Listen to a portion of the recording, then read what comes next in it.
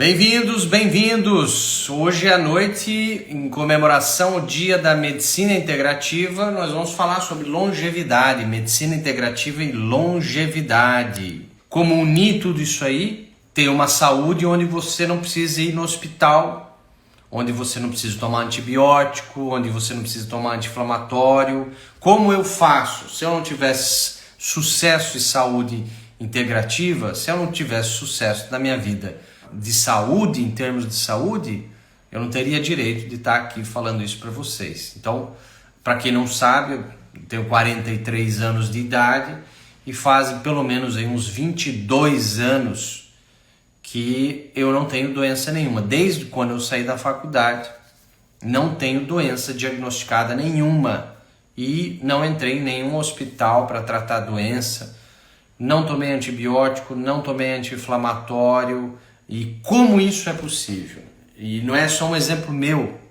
Meu pai também tem uma saúde, parece um ET, eu sempre falo que ele parece um ET. A gente vai ver quais são as bases da saúde integral, como chegar nesse nível, porque você deve conhecer pessoas ao seu redor aí, você conhece pessoas que toda semana está doente, toda semana tem alguma coisa, todo ano entra no hospital para tratar alguma doença. Está tomando 6, 7 tipos de medicamentos todo dia. Você conhece pessoas com 30 anos de idade tomando medicamento psiquiátrico. Você conhece pessoas com 60 anos de idade tomando 8 medicamentos diferentes. Um para diabetes, um para hipertensão, um para dores crônicas e assim por diante. Você conhece pessoas que têm doença crônica que vai se arrastando e não cura. E está tomando antibiótico 5 vezes por ano, está tomando anti-inflamatório sem parar. Você conhece pessoas que estão tomando prazóis da vida, pantoprazol, não sei o que, prazol, há pelo menos 1, 2, 3, 5 anos, sendo que a bula diz que é no máximo 3, 4 semanas. Então, por que disso? Porque tem pessoas que conseguem não adoecer, ela pode ter um sintoma aqui, outro ali, mas não tem nenhuma doença, não tem nenhuma lesão em órgão, nada disso. E a pessoa dificilmente fica doente, ou quando fica, recupera muito rápido. E tem pessoas que não. Tem pessoas que toda hora tem alguma coisa. Por que isso acontece? Como ter uma longevidade saudável nos dias atuais? Onde cada vez você tem mais processos que a gente vai ver. Então é o tema de hoje, como se manter saudável no mundo doente. Eis a questão, como se manter saudável no mundo doente. Como você pode até ter direito de ter um sintoma ou outro. Agora, ter uma lesão em órgão, ter uma disfunção grave, algo crônico, isso aí pode ser controlado. Porque 90% das doenças do envelhecimento humano poderiam ser corrigidas com estilo de vida saudável. E esse estilo de vida saudável passa por alguns critérios, alguns pontos que a gente vai ver.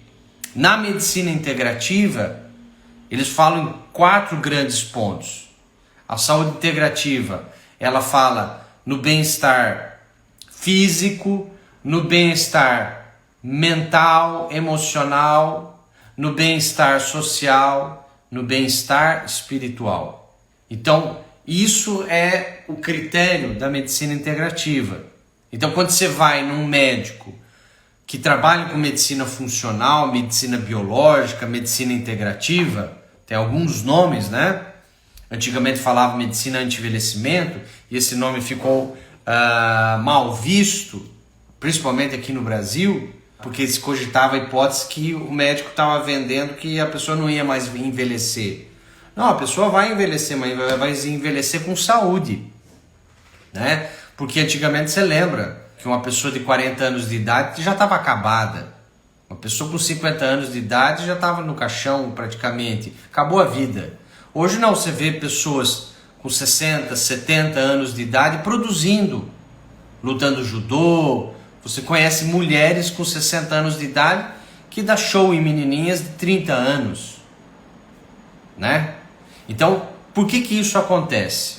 Eu tenho alguns pilares, que são 4, do meu tratamento. É a base que eu tirei da medicina integrativa também, mas também muito do meu trabalho. Então, eu trabalho no que eu chamei de quarteto sintrópico. O que é o quarteto sintrópico? É os 4 pontos desses pilares que como você manter longevo sem adoecer. Como eu, Gustavo, fiz e faço durante 22 anos da minha vida para eu não ter doença. Primeiro de tudo, começa com o pilar maior, que chama espiritual. Quando eu vou avaliar uma pessoa e eu chego lá e pergunto assim, você tem alguma religião? E a pessoa fala assim, tenho. Que religião é a sua? Minha religião é tal. Muito bem. Você pratica essa religião toda semana? Você pratica essa espiritualidade dentro dessa religião que você tem aí toda semana? Não. É só de vez em quando, uma vez a cada 2, 3 meses e tal. Olha só. Quando a pessoa nem entende, nem sabe o que é espiritualidade, ela acha que é coisa de espírito, que não tem nada a ver uma coisa com a outra. Nós somos seres espíritos, nós não somos seres humanos tendo uma vida espiritual. Nós somos seres espirituais tendo uma experiência humana. E essa experiência humana significa tomar banho, comer, cuidar do corpo, ter as relações sociais, ter as nossas relações familiares, cumprir nossa missão de vida, que é a coisa mais importante, é você descobrir a sua missão de vida. A maioria não tem nem ideia, as pessoas hoje estão perdidas, cada vez mais eu recebo pacientes que não sabem o que querem da vida, elas não sabem, elas odeiam o trabalho que têm, elas não sabem para onde elas vão, elas não sabem o que elas querem para o futuro, em relação principalmente missão de vida. A pessoa não sabe para que veio no planeta.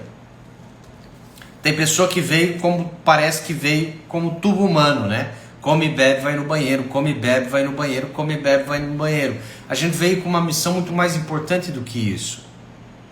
A gente veio com uma missão para criar do nada, baseado nas nossas experiências, baseado no nosso aprendizado. Então a gente está aqui numa missão muito mais bonita. A nossa missão de vida, trabalho, significa quebrar o galho de alguém. Trabalho, resumidamente, é quebrar o galho de alguém. Como eu ajudo o outro? Ajudando o outro, eu vou estar ajudando o planeta. Como eu ajudo o outro? Então, você descobrir como você ajuda a humanidade, como você usa o teu dom, o teu talento, ou os teus dons e talentos, as tuas qualidades, para ajudar a próxima pessoa, isso aí vai traduzir qual que vai ser a sua missão de vida, que é a coisa fundamental. Então, o primeiro pilar da longevidade é você estar conectado com a espiritualidade. E espiritualidade você veio para a Terra, você veio do mundo espiritual, veio colocado aqui para passar uma experiência, e essa experiência humana você tem que descobrir qual é a tua missão de vida. E Gustavo, como é que eu descubro minha missão de vida? A missão de vida é bem simples, ela leva tempo às vezes para descobrir. Às vezes leva 1 ano, 5, 10 anos, até mais para descobrir. Mas se você fazer uma pergunta à noite, qual é minha finalidade de vida? Faça 30 dias seguidos.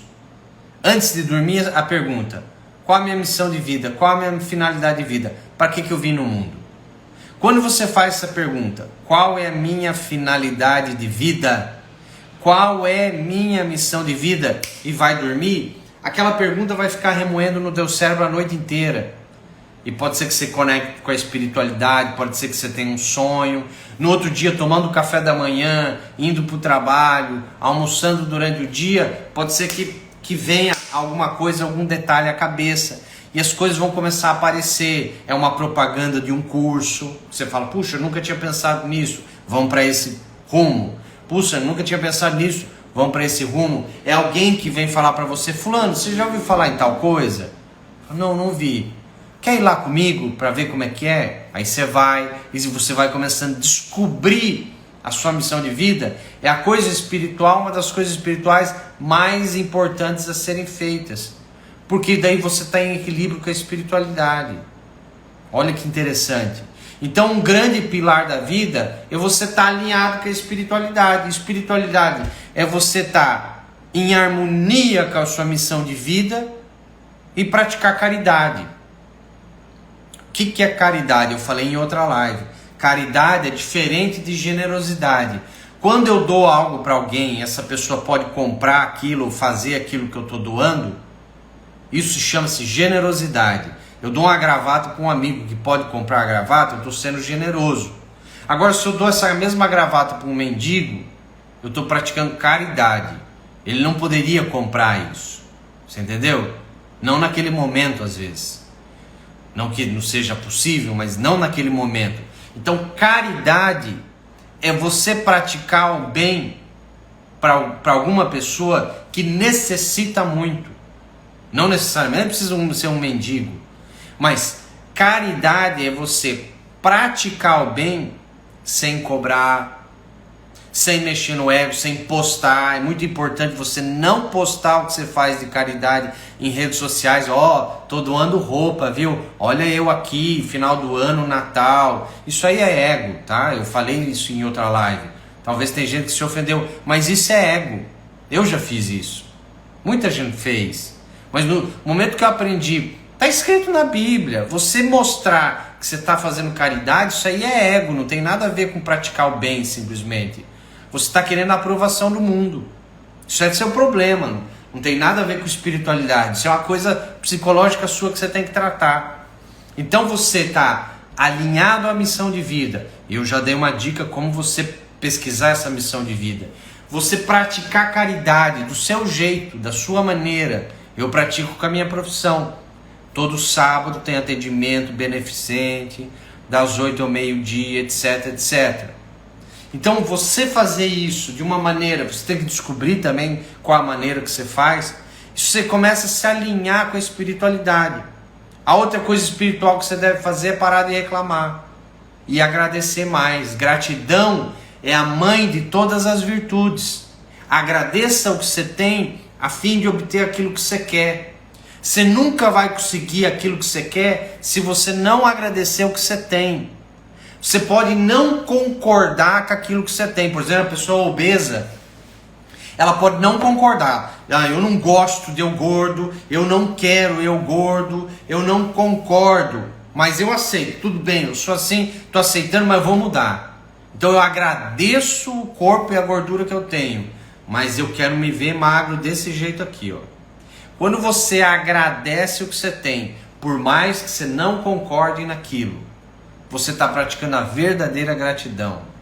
A gratidão verdadeira não vem de agradecer a coisa boa que você recebeu, sabia? Isso é uma gratidão até meio infantil. Você agradecer só a coisa boa é aquilo que você aprendeu com 5 anos de idade. Quando você começou a ter consciência de você e ter memória, que é a partir dos 5 anos para cá, no teu primeiro aniversário, que você ganhou um presente, seu pai, sua mãe falou, agradece seu tio, agradece sua madrinha, olha o presente bonito que ele comprou. E aí você aprendeu que você tinha que agradecer quando ganhava um presente. E aí a gente entende que quando acontece algo muito, muito, muito, muito bom, eu tenho que agradecer. Mas essa é uma gratidão infantil. Muita gente nem pratica essa, tá? Mas é uma gratidão infantil, ela é o mínimo. A gratidão do adulto verdadeira é agradecer o problema, o perrengue, o conflito, a ziquezira, aquilo ruim que você vivenciou, que você tem algo a aprender com aquilo. Aquilo não foi injusto, eu posso te provar. Aquilo foi merecido, eu posso te provar. Nada é errado, não é caos.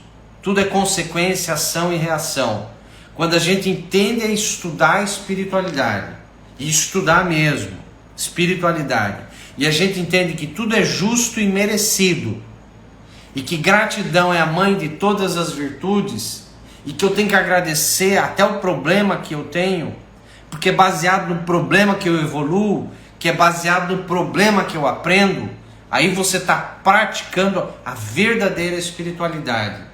Alinhado com a sua missão de vida, alinhado com você, tá integrado com a tua parte física, agradecendo o que você tem. Gratidão é a mãe de todas as virtudes. Alinhado com você praticar a caridade. Tudo isso aí somado vai fazer um pilar deles, que é a parte espiritual. A parte espiritual não está dentro de uma igreja. A parte espiritual não está dentro de uma sinagoga. A parte espiritual não está num culto. A parte espiritual está dentro de você, que você precisa descobrir. Às vezes você precisa de uma orientação de um líder, de um pastor, de um padre. Tudo isso facilita. O líder tem a função de estimular. Ele é um estímulo. É um professor. A função do professor não é ensinar e fazer o aluno aprender. Não.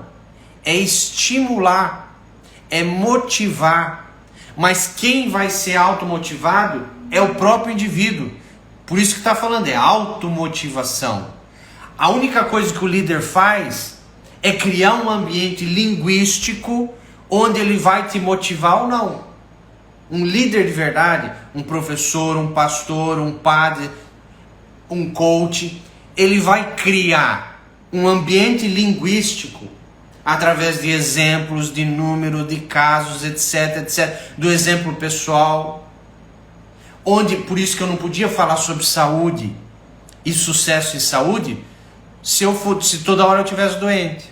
Você já imaginou? Se eu fosse hipertenso, se eu fosse diabético, se eu tivesse uma gastrite crônica, se eu tivesse, sei lá, uma doença crônica e viesse aqui tagarelar sobre longevidade e saúde integrativa, tudo isso aí seria só hipocrisia, seria só da boca para fora. Agora, quando você tem um líder que ele tem exemplos da vida própria dele e ele cria aquele ambiente que te estimula, isso aí vale muito. Então, a religião é o rótulo, é a garrafa. Mas o que está dentro da garrafa é a sua espiritualidade. É você com você. É você alinhado com a sua missão de vida. É quase impossível você praticar a espiritualidade se você não souber a sua missão de vida. Você fazer caridade sem mostrar para os outros. É praticamente impossível você evoluir espiritualmente se você não pratica caridade. Então tudo isso a gente precisa aprender. E a gratidão é a mãe de todas as virtudes. É o recheio do bolo. Você entendeu? A gratidão, ela está dentro do bolo e fora do bolo. É isso que vai unir, é a cola que integra tudo. É a gratidão. E a gratidão também não é só escrever gratidão nos stories e achar uma foto bonita com uma frase de efeito e colocar gratidão. Isso aí é o começo do processo. A gratidão mesmo é aquela que você demonstra para você quando você está sozinho ali, ó, e você fala, pô, eu agradeço, sabe, ó, eu tô com uma puta de uma dor aqui na minha cervical, no meu ombro aqui, cara, eu tenho ombro, bicho, tô conseguindo pegar as coisas, eu agradeço essa dor, ela tá me dizendo que eu tô vivo, entendeu? Que tem alguma coisa de errado, vou procurar o que tá de errado. Então essa dor não é ruim não. E tem gente que, além de reclamar da dor, da própria saúde, porque o cérebro teu, ele é divino, ele que mandou a dor para te proteger, tem pessoa que amaldiçoa o corpo, você acredita? E tem de monte, tem de monte. Eu recebo directs, direto, de pessoas que eu não conheço, que falam assim, Gustavo, como eu me livro dessa maldita fibromialgia? A pessoa fala maldita, ela está amaldiçoando. Maldita fibromialgia, essas malditas dores na minha lombar. Isso aí é amaldiçoar, é colocar praga. Você acredita que tem pessoas que colocam praga na própria vida, na própria saúde? E tem muita gente. E a pessoa não se toca. Quando eu falo isso, eu falo, mas você está amaldiçoando sua saúde? Não, eu não estou. Ué, mas você acabou de falar que maldita dor nas costas? Puxa, eu não tinha pensado nisso. Mas pois é. É aquela história da Bíblia. Você é condenado mais, do que sai da tua boca é mais impactante do que entra para dentro dela. Por isso que o alimento, ele vai ter um impacto, óbvio que tem na sua saúde, mas o que você fala, o que você pensa tem mais impacto ainda. Então nós falamos do primeiro ponto, espiritual. Dentro do primeiro ponto, nós temos também o seu mental emocional, que aqui eu falo toda a live sobre mental emocional. Não vou gastar esse tempo com isso hoje, porque eu falo demais. Quem quiser tem muito vídeo. Toda doença tem algo emocional por trás. Você pode ter certeza sobre isso. Ah, Gustavo, mas não foi emocional. Eu bati o carro e eu bati o peito no volante. Então não foi emocional. A dor no peito foi um trauma físico. Pois é, foi físico. Mas quando você tem um trauma físico, você sabe que em uma semana o corpo deveria ter curado? Mas pois é, Gustavo, já tem 6 meses que eu tenho essa dor no peito. Então, essa dor no peito tem nada a ver com a batida do carro. A batida do carro pode ter sido gatilho. Você entendeu? A batida do carro foi gatilho. Mas em uma semana devia ter curado, porque um trauma físico cura em uma semana geralmente. Às vezes em 48 horas. Geralmente leva 48 horas para curar. Um trauma pequeno físico leva 48 horas para recuperar. É a sua musculação. Você vai lá e arrebenta um pedaço da musculatura, micro lesões, em 48 horas está refeito. Parou a dor. 2, 3 dias depois você não tem mais a dor. Então, um trauma físico, ele leva no máximo aí uma semana para curar. Lógico, quando tem uma fratura é diferente, mas estou falando a maioria dos processos. Então você não pode estar com 6 meses de dor no peito e falar que foi a batida de carro. Tem algo por trás segurando. Você entendeu? Então, o emocional tem muito vídeo. Eu falei do espiritual. Eu falei um pouquinho do emocional. Isso é um dos 4 pilares. Um dos 4 pilares da medicina integrativa. Você tem que estar conectado. Para você ter saúde e não ter mais doença, não precisar tomar remédio, etc, etc, etc. Você tem que estar alinhado com 4 pilares. O primeiro é o espiritual emocional. O primeiro, disparado, que faz a pessoa adoecer, espiritual emocional. Espiritual emocional. O segundo ponto, que eu acho que é fundamental, é a sua dinâmica de movimento. E inclui aqui atividade física. Eu acho, por tudo que eu pesquisei em 22 anos, que atividade física é mais importante que alimentação. Eu acredito, porque eu já vi inúmeros pacientes que têm uma dieta não tão boa, ruim, mas praticam todo dia atividades físicas, e atividades físicas às vezes intensas, na maioria, e a saúde, exame de sangue, exame de imagem, não tem doença. Inclusive eu me libero para 2, 3 vezes na semana comer doce, tomar uma cerveja, um vinho, alguma coisa, comer alguma coisa industrializada, e tenho saúde há 22 anos. E os exames, todos eles dentro geralmente das referências do que é o ideal para a medicina integrativa, que vai além do normal. Nós estamos falando do ideal. Você entende? Então, atividade física, isso se você estudar os longevos, o pessoal que mora lá nas ilhas italianas, que passam, os centenários passam de 100 anos, aqueles que moram na ilha do Japão, que passam de 100 anos, vários lugares, alguns, não são muitos, alguns lugares no mundo, Okinawa no Japão é onde tem o maior número de centenários. Tem outros lugares também tem, mas comparado ao resto do mundo, tem muitas pessoas que passam de 100 anos lutando judô, competindo em atletismo, etc, etc. E todos eles têm hábitos de atividade física intensa, regular, todo dia, toda semana. Não é apenas caminhar no parque. Não é um caminhar no parque. O caminhar no parque é o mínimo para a tua saúde mental e emocional. Mas para o teu corpo físico, condicionamento cardíaco, condicionamento pulmonar, condicionamento de imunidade, modulação de imunidade, você tem que ter uma atividade física intensa. Não é quantidade de horas, é intensidade, que você pode ter exercícios prescritos, intensos, por um profissional de educação física, que saiba o que está fazendo, onde em 20 minutos, 25 minutos, meia hora, te passa treinamentos que vão ir melhorando, evoluindo o seu corpo, para você chegar com um corpo praticamente de uma pessoa de 30, 40 anos, quando você tiver 80 anos de idade. Isso hoje é possível, não sozinho, mas aliado a uma dieta, alinhado em outras coisas também. Mas começa com o espiritual, emocional, passa por atividade física. E hoje em dia é super interessante que você pense no conceito de investir tempo, dinheiro e energia num profissional. Você quer melhorar a parte emocional? Contrate alguém. Você sozinho não vai saber.